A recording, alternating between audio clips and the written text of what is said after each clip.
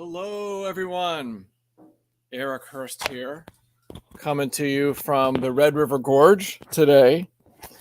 And it's Training Café episode number 26, where you and I, climbers, commune over coffee and talk training. What could be better? Let's have a sip together.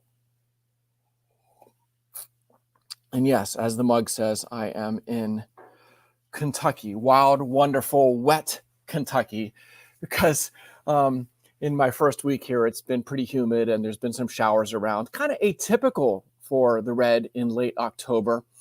But it's cooled down the last couple of days, and despite more rain in the forecast, I see sunshine and some really good climbing conditions coming for the weekend. So I'm going to hang out here a little longer. I'm at a friend's cabin. My friend Ian, thankfully, will have me for a stay. And so that means I get to do some work and some climbing and even send a project. And that's something we're going to get into today, is breaking into the next level, what it takes to break that ceiling, that barrier. For each of us, it's at a different level, and there's different reasons why we have that ceiling. So we're going to delve into that topic today, and it's something that I've thought about a lot over the years. I had a breakthrough yesterday that I'll tell you about. But first, the shout out for this episode of Training Café. And there's been a lot of people sending in Europe. Jakob Shubert has had some big sends. And here in the United States, some of our top pros have combined to do 4 ascents of a new 15A in California, a route called Empathy. It's a project that Carlo Traversi first sent, though he worked on it with some of his pro climbing friends. And in subsequent days, Jimmy Webb sent it, Daniel Wood sent it, and I think most recently Nathaniel Coleman sent it. So kudos to those guys, putting down hard. That's pretty cool.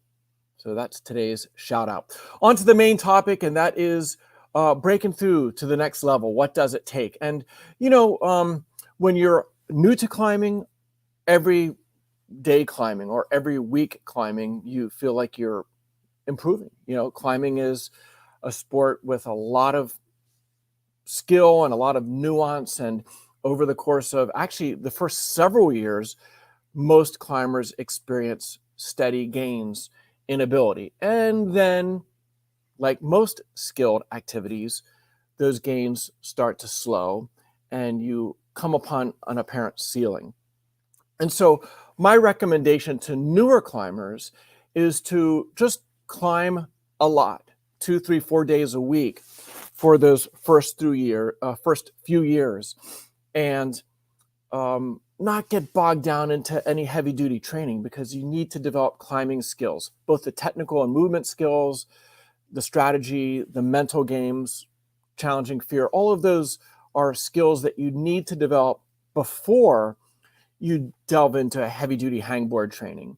During those early years, it helps to do some fitness training and to develop some climbing-specific strength. But if you're new to climbing, just by going climbing, you will develop strength and endurance in the climbing muscles. Though at some point, you will need to get more targeted in your training. And that's when many climbers, 2, 3, 4 years into the sport, start to, research training for climbing. Maybe they purchase one of my books, or they purchase a program, or engage a coach. That's brilliant. That's great, because then they can match you and where you're at and your limitations to the appropriate training program for you at that time. And if you get a mismatch, if somebody puts you on the training program that might be appropriate for a pro climber, but you're only 3 years into the sport, then, it's not the right program. It's not going to serve you well, and it will probably get you injured or overtrained. And, so it's not the optimal result. So let's say you're 3 or 4 or 5 years into the sport, and maybe you've made it to 512A, that's 7A plus in European grading. Maybe you've made it to 7C plus, which is 513. just through some basic training and through climbing a lot and, really being disciplined and dedicated to climbing. But then you start to approach that plateau. What does it take to break through to the next level? Well, when you're on a route or a boulder problem and you fail, the obvious thing is your pumped forearms, let's say. Certainly here at the Red River Gorge, if you fall off most routes, you're going to have pumped forearms. So the quick conclusion is that I just need more endurance in my finger flexor muscles. Or if you're a boulderer and you just can't hang on to that little edge or lock off on that little edge, you might quickly conclude you just need more strength in your fingers, more maximum strength. Maybe you need to learn a one-arm pull-up. But that snap conclusion in both examples could very well be wrong, because technical flaws, whether it's on a boulder problem or on a sport route, are energy leaks. You waste energy. You pump out more quickly. The level of strength and endurance that you possess is wasted if you're not climbing efficiently. If you're fearful on a route or boulder and you tighten down, you waste energy. You move mechanically. You're not efficient, not even close. And so those are all things that even the most experienced climber, someone like me who's been doing it for 40 years, when I get on a project, my first go isn't so smooth and isn't so efficient. And then with repetition, or just on any given climbing season, you come out of the gym and transition outdoors, it takes you a few days or a few weeks to kind of refine things and to get smooth, and efficient again. And those are all things that help you climb harder without getting stronger.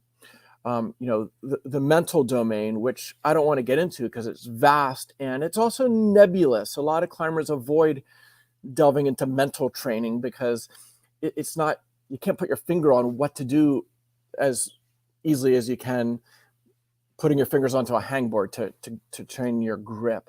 So what I recommend to everyone viewing is don't make snap conclusions that just getting stronger is the answer, because there are so many things that influence your use of strength and your efficiency. And, just simple fears can really hold you back. Can be, as I often describe it, on a route, if you're fearful of failure or of falling or of being embarrassed or looking bad or any of those things, which all affect us. You may not admit it, I might not admit it, but all of us at some point, those thoughts go through our head when we're climbing. And you might as well add lead weights to your body, add a 10 or 20 pound weight around your waist, because it has that much effect. And we climb our best when we are free of the need to climb well, when you just let go and climb the route one move at a time, be in the moment, enjoy the route. And by nixing, by detaching from any of those thoughts, outcome-oriented thoughts, you have kind of a low gravity day. You've cut the weights free from your body and you climb your very best. And so that's something that even the most experienced climber, the best climber in the world, has to deal with those things on a daily basis, because they have a lot of pressure on them to perform. And for a weekend warrior like myself, or perhaps most of our pressure is self-imposed. But still, it is a weight onto our body that can hold us back. So let's just talk about other limiting constraints. We talked about lack of strength and power, and absolutely season over season, it is nice to get stronger. If you're on the appropriate training program, it can help take you, to the next level physically for the next season. And if you can do that, if you get 5% season over season, or if you're a pro climber with many years of training, maybe it's just 1 or 2% you're adding in strength and power season over season, because it gets harder and harder to eke out those gains as you get stronger and stronger, as you approach what you might call your genetic limit.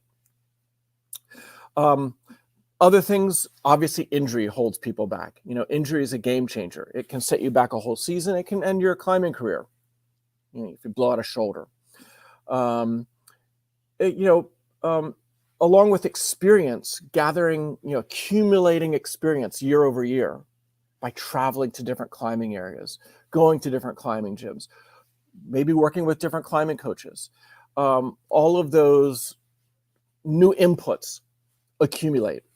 Knowledge, you know, you're watching Training Cafe to accumulate some knowledge about training for climbing from somebody who's been doing it a long time and has been involved in the research of climbing performance. And I don't know it all. I'm still learning every day as well. I'm still researching and studying every day as well. But I've been doing this for decades and therefore have a wealth of knowledge and you know, wisdom and science-based or backed information to share with you. So you can, you know, accumulate that knowledge through podcasts and through videos. And hopefully you're discerning enough and critical enough that you can also sniff out bad information or at least question, you know, things that coaches or people, other climbers might tell you, because not all advice is good advice. I hear a lot of bad advice out there. I kind of, you know, bite my tongue when I hear climbers at the crag giving out bad training advice. But, you know, that's something you have to deal with as well. So accumulate knowledge, information that you have a good sense is on the right track and it is trustworthy, as opposed to just chit chat at the gym or at the crag by whoever that may or may not be good advice for you. A big one in terms of constraints, and this is the one that's really affected me, because let's face it, I've been climbing for 44 years. I'm well trained. I don't have any debilitating injuries. You know, aches and pains, tweaks here and there. Yeah, that happens to anybody who climbs a long time, especially when they're older, in their 50s. But, you know, I'm well trained. I'm well informed. You know, I have a lot of experience. I've climbed, you know, throughout the United States and Europe. You know, I've climbed on many different rock types. You know, so what has been my limiting constraint? Well, it's been time to go rock climbing, because I have always, I'm probably more like you than you might imagine, in that I've always either, you know, as a climber, been in school, been working a job, or sometimes for a lot of my life working 2 jobs. And I'm a family man. I've been married over 30 years. I've had, you know, 2 kids that are just now moving out of the house. And so I've had a lot of time constraints on me, and I get outside to climb 50, 60, 70 days a year, but I spend a lot of time training indoors to get outside basically as a weekend warrior. And so for me, that is the limiting constraint, time to get outside and climb. And before I go any further, I see my battery indicator coming up telling me my laptop battery is about to die. So I just want to kind of attend to things here. Why is my battery not charging here? Because if my laptop goes dead, we're out of business here at the Training Cafe. Let me just see. Hang with me, folks. Little troubleshooting here.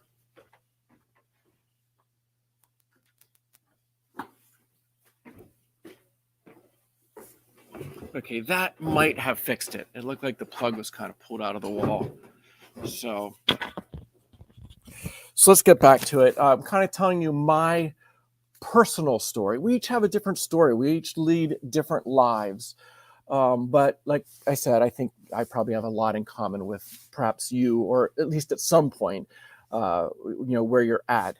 So for me, I've been climbing at the 513 grade since 1986 or 1987. That's probably longer than most of you have been alive. Okay, what is that? 33, 34 years I've been climbing at the 513A level. But I've never really pushed real far above that. I've climbed my share of 513Bs, which is in European grade 8A. Probably did my first one around, the late 1980s. And over the years, I've climbed, probably 20, 30 or so 8A routes, 513A routes. But I never really pushed beyond that. That was kind of my ceiling, was 513B. And I always felt like, being a strong, experienced climber, I could climb harder than that. But I've always, as kind of a weekend warrior, never got into long-term projecting. I'm the kind of person, I guess have a short attention span. I lead a very busy life with jobs and family and, this and that. And so when I would go on a weekend climbing trip or even travel west for a few weeks, I would place my value in climbing a lot of routes, which meant doing a lot of on-site climbing, more in the 512 scale, 512 area. And every now and then getting on a 13A or 13B and doing it in a few goes, being able to do it in 1 or 2 days. And if I couldn't do a route in 2 days, it's like, okay, it's going to take too much time, too much effort. I'm going to get, again, I placed value in climbing routes, not failing on routes. And yeah, you might say some of it was a fear of failure. I didn't want to drive home after a weekend at the Red River Gorge or drive home after a couple weeks in Wyoming. I didn't want to drive home empty-handed after, training and working so hard and then having that short trip. I wanted to send something. So I've kind of eschewed the long-term project. I've never projected a route for 5 or 10 or 20 days like pro climbers do, or, some weekend warriors do that as well. And because of that, I never really pushed much above that 513B envelope. Well, things changed for me in the past year in that, my wife and I are empty nesters now. The kids are out of the house. And one's in college, one's taken a couple of gap years to be a pro climber. And so my wife and I have had more time to travel. And therefore, I kind of decided at age 56, almost 57, I was going to change things up and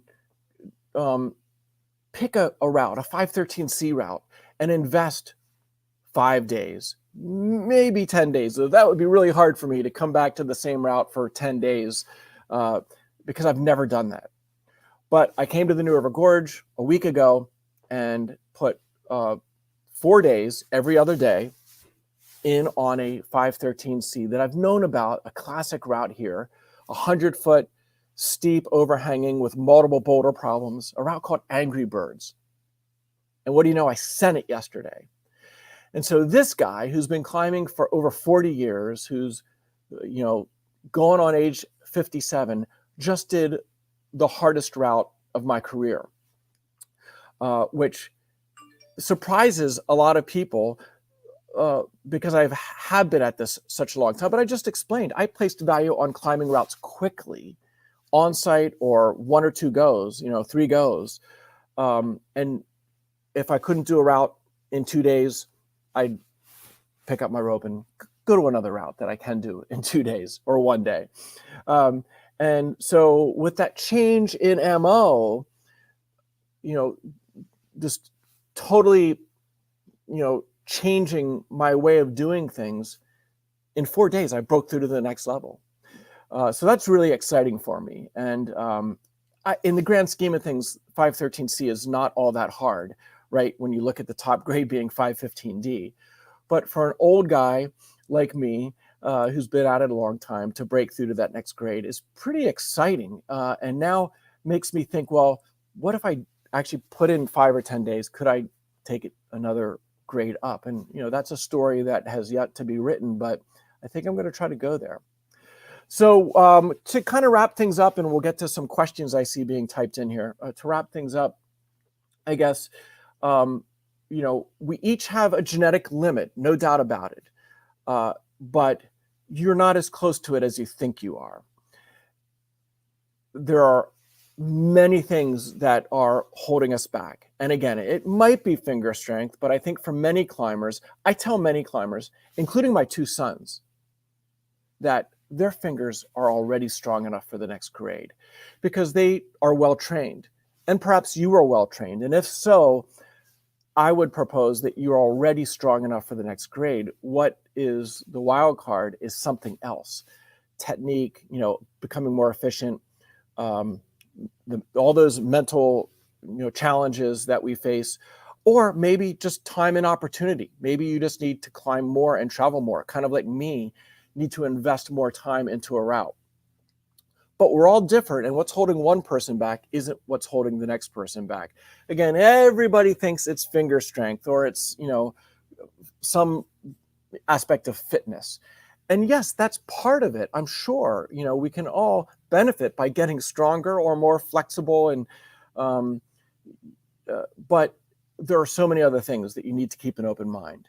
And if you are a weekend warrior, then it might be that, time and opportunity is what's most holding you back. So that's something I think we can revisit over the years, and you should absolutely revisit every season because, your limiting constraint is a moving target. It can change season over season. And, for me, perhaps now that I am dedicating or I'm beginning to dedicate more time to working on single routes, maybe time won't be the limiting constraint in the future. Maybe a year from now, it will be something else. So we all need to keep an open mind on what might be holding us back. Let's have another sip together and then we'll get on to your questions. Okay. So quite a few of you have joined in today. Thank you for visiting Training Café.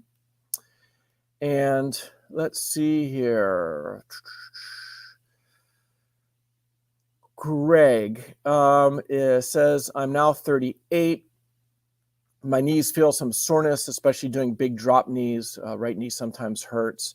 Recommend any strengthening exercise. Knees are tricky things, and I had a knee injury about 25 or 30 years ago. That was a torn meniscus, and it hurt kind of in the situation you describe, in drop knee situations. In the knee, the disc of cartilage, the meniscus in there can get pinched, and you can get I had what's called a bucket handle tear, and I had arthroscopic surgery that snipped out some bits of cartilage, and I was basically pain-free and not good as new, but I was back into a mode where I could climb and run without knee pain.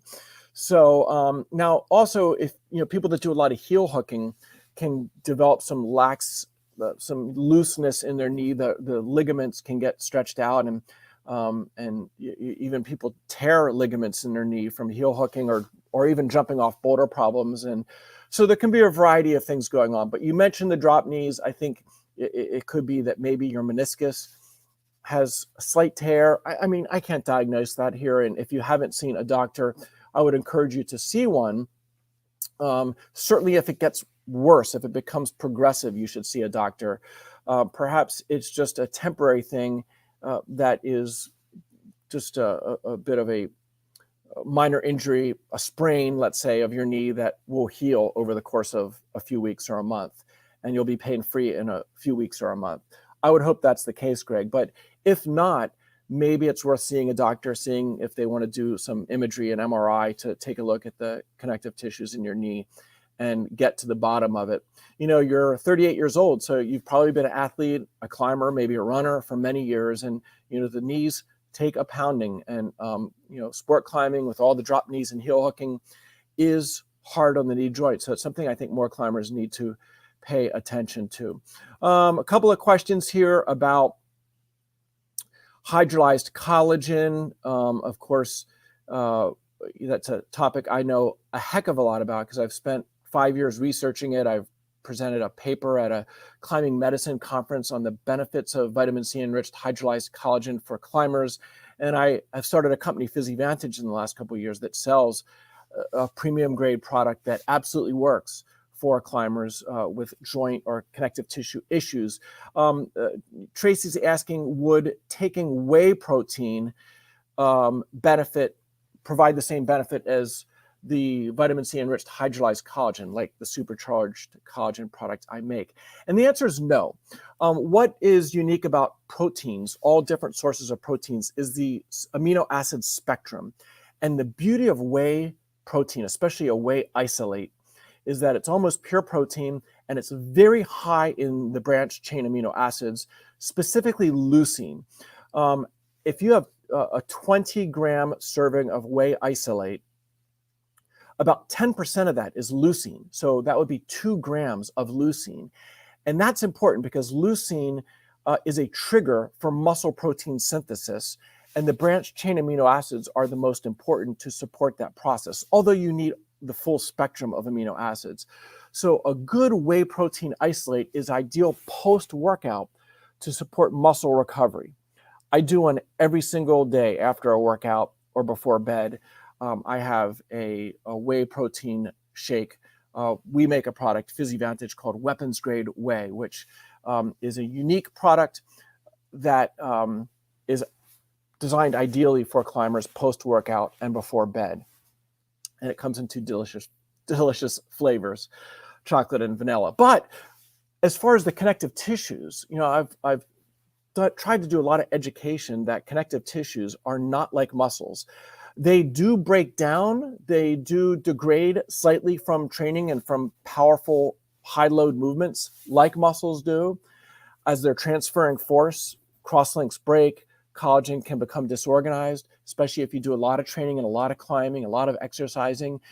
That disorganization, if it falls behind the collagen synthesis in your body, can lead to an injury, an acute injury, like a torn A2 pulley, for example. But connective tissues are virtually avascular. They don't have blood flow like muscles do. Muscles, the blood flows robustly during exercise, and the blood flow stays elevated for minutes or even hours after exercise. And that's beautiful for circulating nutrients, like from the whey protein isolate, through your bloodstream into the muscles in the hours following your workout. But connective tissues get their nutrition through fluid diffusion. Think of your tendons and ligaments as being kind of sponge-like. And when you load them, fluid moves out of them. Synovial fluid moves around them. And then when you let go, the fluid moves back in, kind of like squeezing a sponge in a bucket of water. That fluid moves in and out. Now, not as profoundly in your connective tissues, but you get the idea. That's how the connective tissues receive their nutrition. The tenocytes need nutrition to be able to extrude collagen to realign and remodel the ligaments, the connective tissues in your body. So the proven protocol, and this is not proven by me, it's proven by researchers at the university level at a couple of different institutions, one in Australia, one in California, have shown that if you consume vitamin C enriched hydrolyzed collagen, or even gelatin, though collagen is much more refined and more easily digested and assimilated into the system, before you train, you want to consume it 30 to 60 minutes before you train. You get a spike of the collagen-specific amino acids into your system as you're loading your tendons, and therefore you're able to target glycine, proline, and hydroxyproline. Those are the 3 really important collagen-specific amino acids. You can target them to the tendons that you load. So if you want to work on your fingers, you drink the collagen an hour before you load your fingers, or you boulder. If you're rehabbing a knee injury, like maybe Greg is, you would consume the collagen 30 to 60 minutes before you do some jump roping or do some knee rehab activities. And again, what is unique about the collagen and different from the whey is the amino acid spectrum. So collagen is low in the branched chain amino acids, but high. In fact, it's the highest of any food on the planet in glycine, proline, and hydroxyproline, relative to the total collagen, relative to the total amount of protein in the collagen.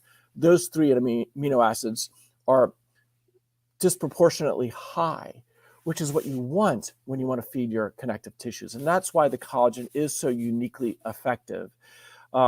There are some foods like pork, which are very high in those collagen-specific amino acids, but you're not going to eat like a big serving of pork before every fingerboard workout or before every bouldering workout. You could make some bone broth, which is very rich in these collagen-specific amino acids. But again, you're not likely to cook up bone broth before every fingerboard workout or bouldering workout, or before every rehab session of your elbow, shoulder, knee, whatever it is. Whereas the supercharged collagen in a glass of water or juice, chug it down. It's convenient, it's fast, it costs about $1 per serving, and it's a really good investment into feeding your connective tissues. Again, I always point out, kind of as a closing thought here, if you're not training right, if you're not eating right, if you're not sleeping right, then forget buying whey protein or collagen because it's a waste of money. But if you're doing all those things right and really dedicating yourself to try to do what's best for your body, well, then that $1 a day for the collagen or for the whey to help your tendon recovery and muscle recovery, respectively, is a very smart investment. Because if you're doing everything right and you're dedicating and planning it out, that $1 or $2 a day would be invaluable to help you get the most out of what you're doing. So there, hopefully we dismissed or have dispatched with several questions I saw here on the topic. And what about vegan sources of those branched chain amino acids or vegan sources of those collagen-rich amino acids? Well, they're tough to come by. I mean, plants do have amino acids, do have protein, but in very low doses. And so while people say, well, you can get all your protein from plants, well, yes, you can. But first of all, you need to combine plant sources and beans and legumes and perhaps if you drink milk and eat cheese, those are good sources of great sources of protein. But if you're a true vegan, you can't go there. So it can be tough to get both adequate protein, talking 80 to 100 grams of protein per day for a hard training climber. It can be hard to get that from just plant sources. And certainly the collagen-rich amino acids, glycine, proline, are tough to come by. Though, like you could eat 2 pounds of seaweed and get a gram of glycine. But again, are you going to eat 2 pounds of seaweed before every fingerboard workout? I don't think so. And so, again, it's a tough one. PhysiVantage, we have made a product called PowerPlex, designed from scratch with a food scientist. It's not vegan collagen. There is no such thing as vegan collagen, but it is a complete protein, which we have spiked in the branched chain amino acids, and we've spiked in glycine to kind of try to kill 2 birds with 1 stone. And so pro climbers who are vegan, Jonathan Segrist is one, and there are many others who eat little or no animal products. They will do a serving or 2 of the PowerPlex per day to help provide supplemental protein to their plant-based diet. And so if that's something that interests you, check out PhysiVantage.com and do some reading about the plant-based PowerPlex. Okay, just reading your book, Training for Climbing, and God bless you, best climbing book. Well, thank you so much. There are a lot of great climbing books out there, and I think if you're really into training for climbing, you should have a library of books. I am a big fan of promoting what other authors have written, and yeah, I think I've put a lot of my life into writing something like on the order of 8 books over the last 30 years. So I think I have a lot you can learn from my works and my podcasts and my videos, but also there are a lot of other coaches that, both here in the United States and around the world that have a lot to share as well. And so you need to seek out their knowledge as well. Okay. He says 7B is his top grade. That's 512B here in the United States. And he wants to go on to a training program. Is the 4321 program the best program for a route climber? that's a program I've had in a few of my books. It's a 10-week training block where you kind of train by energy system. And I would say if you are not currently performance climbing, if you're not climbing outdoors, if you are in kind of a training block right now, and you're kind of an intermediate climber, I would say at that level, I think that would be a decent program for you. Though you still want to make sure it's personalized. You might have a coach help you make it more personalized, but you could use my 4-3-2-1 training cycle as kind of a starting point, a template for building out your program. But if you're currently performance climbing, if you're climbing every weekend outdoors, let's say, then I don't think you want to go into a dedicated training block like that. It's too hard to maneuver and integrate with your outdoor climbing, and it's just not ideal. And that's where in my Training for Climbing book, there's something called the DUP, the Daily Undulating Periodization Program, where basically you try to train each energy system at least once per week throughout your outdoor climbing season. So you might be doing a day or two of supplemental training indoors in addition to a day or two of outdoor climbing, and combined, hopefully you hit all the energy systems once or twice, and therefore keep them up, brimming at a pretty high level of effectiveness for the duration of your climbing season. Then when the climbing season is over, you can go into more of a training block that addresses your weaknesses, or maybe tries to train up all energy systems. So, okay, Scott, congrats on Angry Birds. Yeah, thank you so much. That it is a dream route. Let me just, for a moment, I don't know how many of you are Red River climbers or get to opportunity to travel here, but if 513 is your grade, the Red is a wonderful place. There's killer, 4-star 13As and 13Bs, and me as a traveling weekend climber over many of the years, I've ticked off many of those 13A, 13Bs, but never, like I said, never dedicated to projecting a 13C until the past week. And so even a old dog can learn new tricks, you might say. And but Angry Birds is a really cool route, and it's actually it's kind of my anti-style, because I'm not a big boulderer anymore. At my age, I prefer route climbing. I don't boulder all that hard. Again, just because of being concerned about getting injured, and injury could be career ending for me at my age. So I'm a little more cautious, and I prefer kind of those resistance routes more so. But Angry Birds, it's, 90 or 100 feet long. And what's neat about it is there's a sit down rest about halfway up.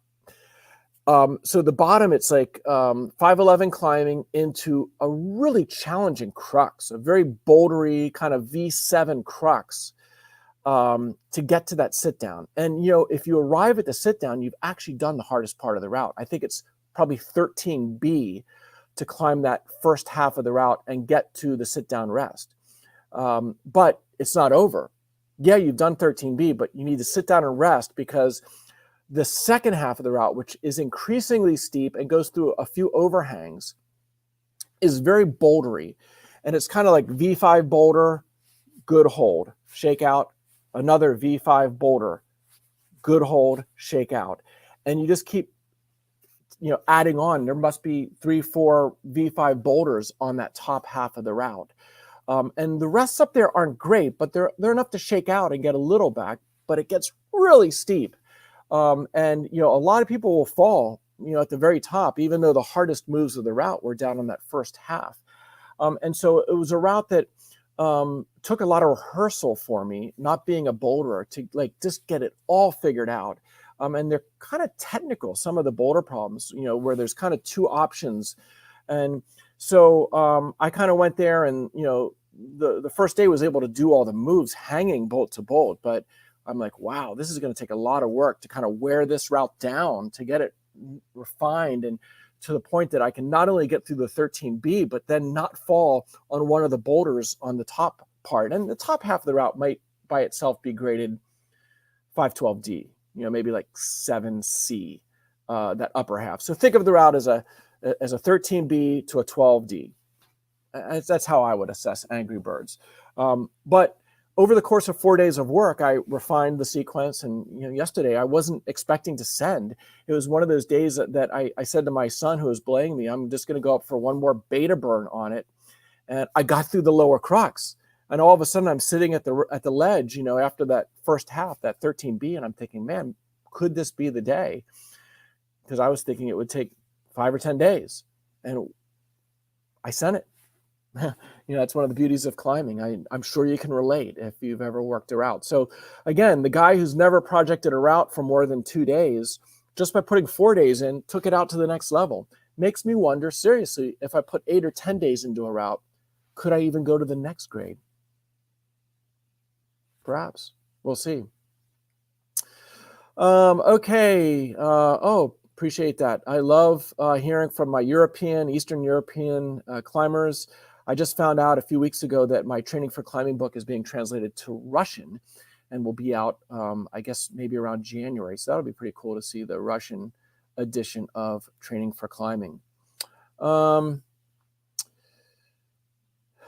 Yeah, that middle DIP joint is a tricky one.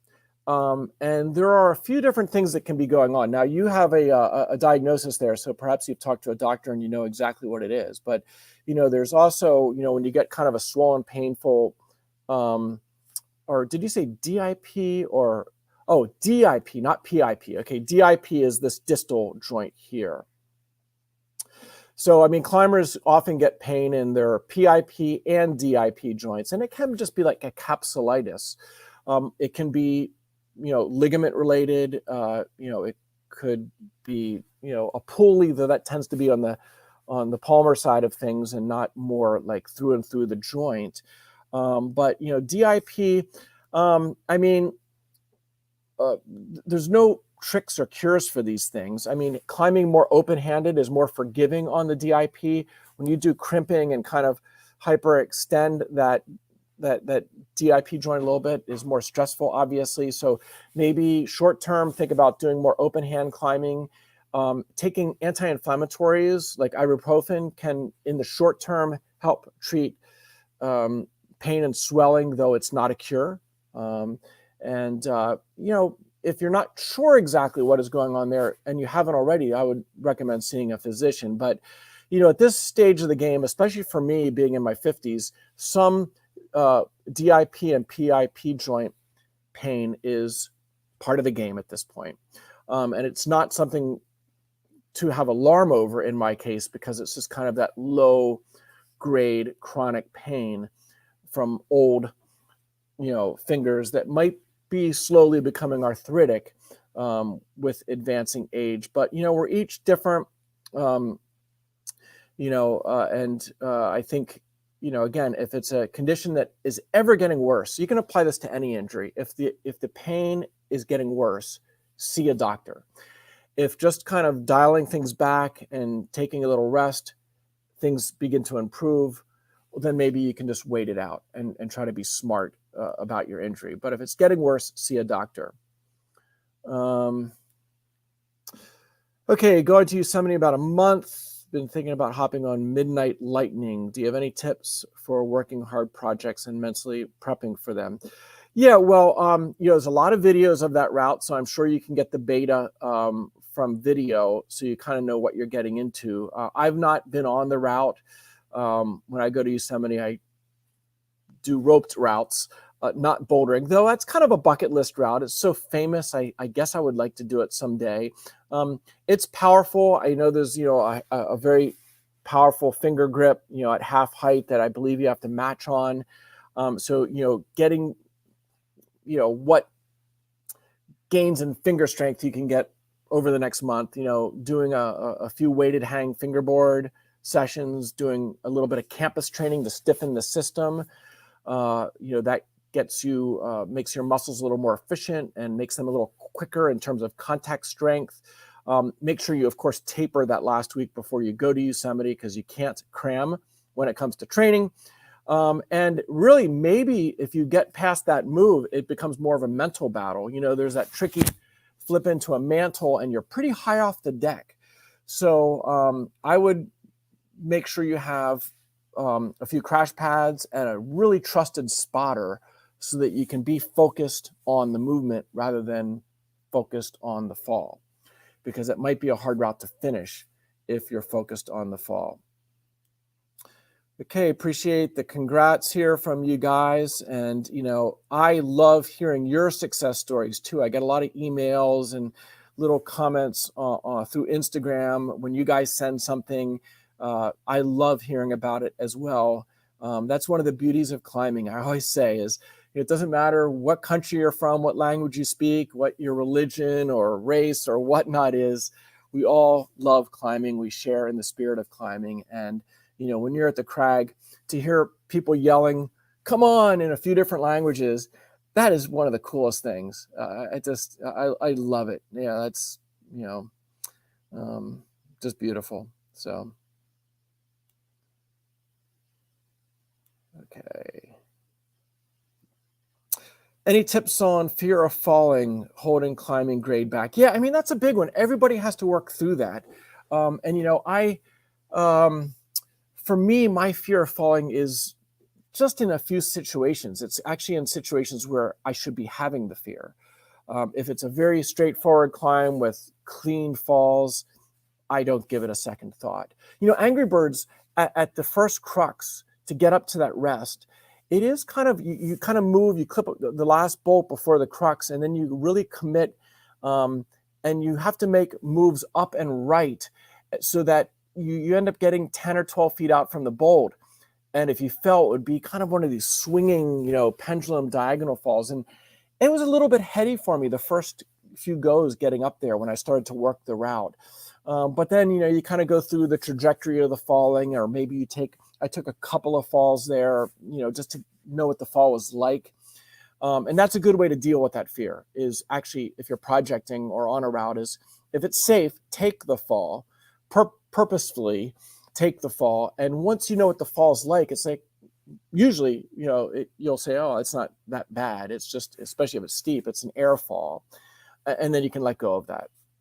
For newer climbers, then the fear of fall and the fear of falling and fear of failure can be more overwhelming and more constant thing that you battle with. And it is kind of a battle. You know, some people just give up and commit to always climbing at a low grade where they will never fall. And therefore they overcome the fear because they know they're never going to fall and get hurt or be embarrassed falling. But then that's, you know, you're giving up in that regard. And so if you're going to push yourself a little bit more each season, you have to also challenge that fear a little more each season. And there's no easy way through that process. Some people, it takes a few months. Some people, it takes years to work through that process. But I always like to point out, the only way to get over the fear of falling is by falling, not by avoiding falls. And so one way or another, you have to put yourself in a position to take some lead falls in safe situations with a good belay or good gear. You got to go down that checklist and not be foolish and take falls in dangerous situations, certainly not purposefully. But get on a safe route in the gym or at the crag and climb a few feet above the bolt, a meter or two above the bolt, and take some purposeful falls. And just start to get used to trusting the system and the process. And it takes time. You know, everybody's got to work through that. It's, you know, somewhat of a little bit of a battle you have to wage. I've done a few podcasts on the topic. I've written, you know, quite a bit about it in my Training for Climbing book. So there are some other tips and suggestions, so you can go and research them out as well. And Arno Ilgner, a friend of mine, has done a lot of writing on the mental side of climbing. He's written a few books that certainly delve into that topic, and many others. You might look into that as well. And my book, Maximum Climbing, which is all about brain training, is a classic, I think, that I think more climbers, I wish they would read, because it's perhaps the most powerful book I've written. So, okay.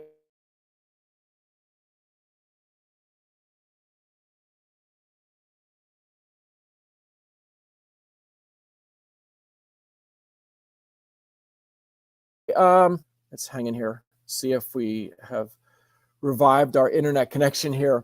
Brandon, Okay, the 753 hangs. That's my advanced climber maximum strength protocol. It's for most climbers, you're going to be doing weighted hangs on a first pad hold, 14 to 24 millimeters, hanging for 7 seconds, resting 53. Do that 3 times in a row. So 3 7-second hangs, and then you take a longer break of 3 to 5 minutes. Really good protocol, but it's advanced. It's not a beginner's hangboard protocol. And yes, we do, we being me and my sons, but also a lot of people I train, some of the pro climbers I've worked with, I've recommended them coupling that with some campus training. And it's something called complex training that I've written about over the years in my books. I didn't invent it. It's something I kind of transferred the training technology from other sports. It's been used a lot in jumping sports where you do a heavy load. Let's say in a jumping sport, you would do a squat, like 3 reps of heavy squat, and then you would drop the weight and then go over to the plyo boxes and do some plyo jumps. So you do a high load exercise that is slow by nature, and then you couple it immediately afterwards with a rapid exercise, a plyometric type exercise. Now, again, this is an elite level training, but you would do a set of the 753 hangs. So you would really recruit the fast twitch fibers. You'd turn all the fibers on, presumably.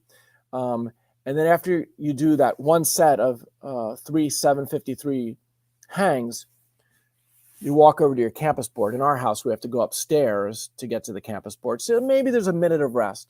And then you get on the campus board, and I will typically do like a 1, 3, 5, 7, 9.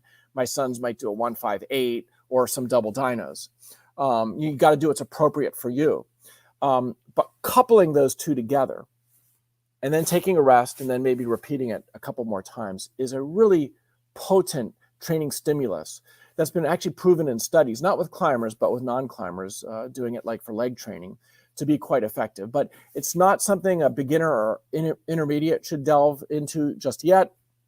You need to get a lot more strength and stability and, connective tissue strength, which takes years to build before you progress to something like that. But, if you're a pro climber who's been at it 10 or 20 years and you're looking for that one thing to take you maybe to the next level of finger strength and contact strength, coupling those together is a great idea. So perhaps it's right for you, Brandon, or maybe it's something that you want to hold off on for a few more years. Okay. Someone who spends most of their time bouldering, skipping anaerobic training, and instead doing 3 weeks of alactic training followed by a deload week. No, I would not recommend just doing alactic training, and here's why. Energy system training is such a complex topic. I've written about and done podcasts on it.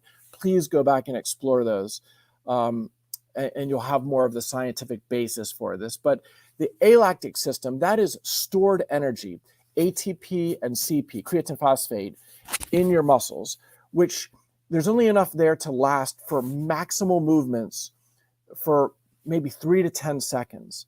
So when you get on the campus board and do a limit campus movement, or you do a single 1 repetition hang for 7 seconds with max weight, you are pretty much targeting that alactic system exclusively.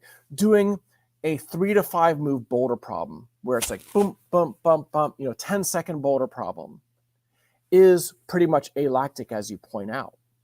However, a lot of boulder problems take more than 10 seconds. A lot of boulder problems you might be on for 20 or 30 seconds, sometimes even longer, which means that is right in the sweet spot of the anaerobic lactic energy pathway, where anaerobic glycolysis is supplying the majority of the ATP from, say, 20 seconds to 60 seconds. That's kind of that sweet zone where that anaerobic reserve is kicking in.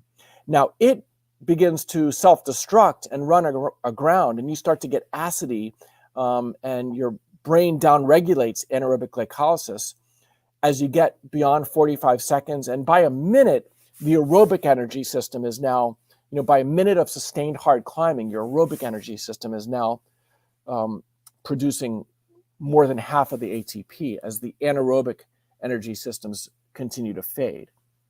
So yeah, if you're specializing in boulders that are only 2 to 5 moves, like maybe on a moon board or tension board or something like that, then yeah, that is mostly alactic, and I guess you could do mostly alactic training. But if you're doing longer boulders in the gym or outdoors, that go for 20, 30, 40 seconds in duration, you have to train the anaerobic lactic pathway. And I should add, doing some aerobic energy system training isn't a stupid thing either, because your recovery, the rate of recovery between boulders, is determined by how strong your aerobic energy system is. Now, you should invest large amounts of time into your climbing specific aerobic system as just a boulderer. But I'm just saying it wouldn't be a waste of time to do a little bit of that as well. Yeah, lots of questions about getting PhysiVantage in Europe. And I'm so sorry, COVID has made things really, really tough. I'm working to get European distribution. I have a lot of interested parties. Hundreds of people order from Europe from our website here in the United States, but the shipping is very expensive. It takes 3 to 6 weeks, sometimes more, to get there. COVID has slowed that down even more. A lot of countries charge a VAT, like a tax on that incoming product. So if you want it bad enough, you can get it if you're willing to pay all those extra fees. And there's no real workaround until I have distribution set up. And I can't do that with this current ongoing COVID situation. I have kind of the groundwork laid, but it won't happen. Hopefully sometime in 2021, Neil, that would be my hope. Okay. Pulley tenderness, how to help recovery. Oh, I must have missed Oscar's question above about pulleys. And I apologize that it's not intentional if I skip that question, but tender pulleys. Okay, well, if you have tenderness here around that, A2 pulley or the A4 pulley, anywhere on this palmar side, there's actually 5 pulleys in there, though the A2 and A4 are most commonly injured. If there's tenderness there, you are on your way to an injury. A lot of climbers that don't have tenderness there are on their way to injury. It's just that the disorganization of the collagen, and there's like a neurovascular response to try to spur on healing when you have developing tendinopathy, that eventually you reach what's called the nociceptor threshold, where pain becomes realized. And so if you're to that point of pain, and it could be pain in your elbow or other connective tissues, if you've reached that pain threshold, then you are on that path into tendinopathy. And so yes, you do want to be proactive in trying to reverse that path. And you potentially could be in a situation where one day you're grabbing and that pulley tears partially or even fully ruptures. And that can happen, by the way, to connective, to pulleys that aren't painful. But in terms of what can you do proactively? Well, number one is if you have pain there, you do need to dial back your high intensity training. Low load training, some loading is essential for connective tissues. The worst thing you can do with like one of these connective tissue injuries that is non-acute is to shut everything down. Now, if you have an acute injury, you do have to shut things down for a short period of time. It might be a few days, it might be a week. You might need to ice, probably want to see a doctor. You get to the bottom of what the extent of the injury is. But if it's kind of one of these chronic, mild elbow pains, mild finger pains, well, then, it's not an acute injury. And oftentimes by being proactive, dialing back the volume of high intensity climbing, if you climb high intensity 4 days a week, dial it back to 1 day a week, and then do 2 very lower or much lower, moderate intensity days that are more therapeutic to load the tendons, get that synovial fluid moving through the tendons. Obviously, the nutritional intervention that I discussed at the start of this live stream, where you consume the hydrolyzed collagen with vitamin C enrichment prior to the loading, would help stack things in your favor. The lab research shows that it could double the rate of collagen synthesis by doing that coupling of the vitamin C enriched hydrolyzed collagen with the loading. And so that is excellent usage to do that daily. You could do some, just loading with squeezing things and or isometric training that's low load. Again, nothing acute, nothing crimpy. If you're going to try to climb through that injury, it might get worse. It might stay the same. It probably won't get better. So you do need to dial things back a little bit. Things like ibuprofen, again, in the case of an acute injury, might be useful to dial back some pain and swelling. But if it's kind of that chronic low-grade pain, the ibuprofen could hamper healing. There's some evidence that chronic use of anti-inflammatories slows healing of connective tissues. So if you're one of those climbers who takes vitamin I, which is kind of the joking name for taking ibuprofen every single day, just to cover up body pain, tendon pain, joint pain, if you're doing that every day for a tendon injury, you might actually be hurting yourself. Certainly you don't want to be protein deficient, even if you don't do the even if you don't invest in the supercharged collagen and don't buy into that whole thing. Again, the evidence is there, the science is there. I'm convinced that it works, as do hundreds or thousands of other climbers who have used the product. But if you don't want to go there, at least make sure you're getting enough protein in your diet, 80 to 100 grams of protein a day. Drink some extra skim milk, eat extra lean meats, get enough protein, because your body needs protein to heal connective tissues and, of course, to strengthen muscles. There's a constant turnover taking place, and you want to support that remodeling process. And so if you're on a low calorie or worse yet, a low protein diet, that will hold things up. There are various therapies out there that physiotherapists have, prescribed, like cold water immersion. If you Google Isla method, Klaus Isla, who's a super knowledgeable physiotherapist out of Austria, and he's developed a little protocol that he believes accelerates healing. And so I would encourage you to look into that. If you ever saw the film about Adam Ondra climbing Silence, well, then you saw Klaus in that movie, because he's Adam's PT and works with him personally. And so there are some things out there. Some have some evidence basis, some do not. I don't think they would hurt you to dabble in and play around with. So I think there's a few things you can do to be proactive. The worst thing you can do is to, again, either just try to climb full force through the injury, through the finger pain, or if you shut it down completely and just say, okay, my climbing season's over, and you stop your training, you stop eating right, you stop doing anything with climbing in mind, that would almost be as bad, because you need loading and you need proper nutrition to get you through these injuries. Okay. Yeah, this is a good question. Climbers are gluttons for punishment. And I was just having this conversation with somebody the other day that, and I have made this mistake myself many years ago, is that every workout had to end with muscle failure. Like you would boulder or climb and then hangboard train and maybe do a little campusing. And then, at the end of the workout, you do some other stuff just to accumulate more fatigue. How stupid is that?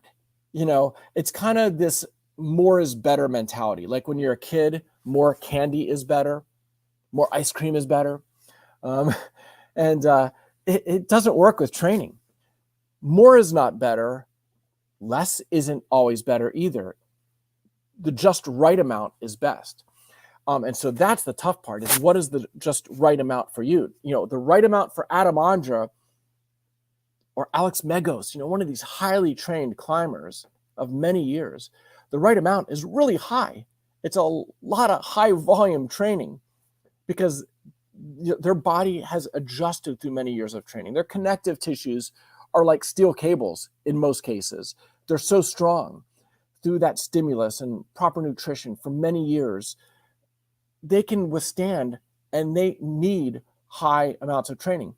A new climber, other end of the spectrum, and you and me somewhere in between. And so I think you should go to the gym and train with intention, with a game plan. I know every workout, I have written notes, and I'm going to do my warm up, and then I'm going to do whatever my training is for the day. Maybe it's hangboard training and campus training coupled together for max strength, for that anaerobic alactic energy system. To pile on at the end a bunch of, laps on a boulder problem to pump out, or to do some finger curls or bicep curls or something to pump out my arms. What purpose would that serve at the end of an anaerobic lactic energy system workout? The workout is best if it's targeted and focused. If you want to do a second workout 6 or 8 hours later, and many advanced climbers can benefit from separating workouts, then do a second workout, do a 2-a-day workout. We do a lot of that. But to try to train everything in one workout, to try to just have a shotgun approach, throw all of this training at your body and hope that something will work, well, maybe in the short term, you'll get some benefit out of that. But long term, I guarantee you, you're not training most effectively. So the bottom line from weak fingers here is to know when to say when. Go to the gym and do a workout that's targeted and specific, and then that's it. Go home, consume some high quality protein, and then your next workout, maybe train something different that attacks that a different energy system, and you will be much more effective training that way. So no, very rarely should you walk out of the gym totally destroyed. Now, you go climbing at a crag for the weekend or for the day, that's a different situation, because you're not there to train, you're there to perform. And so you might do a few warm-up routes, you might give some goes on a project, you might do some on-sighting, some second go red pointing, and you might pack in a long day with a lot of climbing, or maybe 2 long days of climbing, and then drive home after your weekend of warrioring, and you might be destroyed. And that's a beautiful feeling. And I wouldn't say it's a bad feeling, because, those days at the crag, you want to gather a lot of experience. You want to, work some routes, become a better climber. And so when you're climbing for performance, if you end up destroyed at the end of the day, hopefully not injured, obviously, but if physically you feel wrecked, job well done. But if you're walking out of the gym that way every time, I would say job probably not well done. So that's some hopefully straightforward advice there from Coach Hurst, your coach here at the Training Cafe. Okay, we're getting up, over an hour, record length. I guess maybe I should just wrap things up at this point. I didn't realize that I was over an hour. And I see a bunch of other questions here. I'm apologizing to you if you typed in a question and I didn't get to it today, but I think it's time to wrap things up. And the Training Cafe will close. I don't know if I'll do one next Monday. Again, my goal is to do one every other Monday, but maybe if I have the time, I will try to do one next Monday and catch up on some of these questions. If you still got some coffee left, if it's not cold, here's to Kentucky. And here's to you. Hope to see you in the next Training Cafe. Have a good one.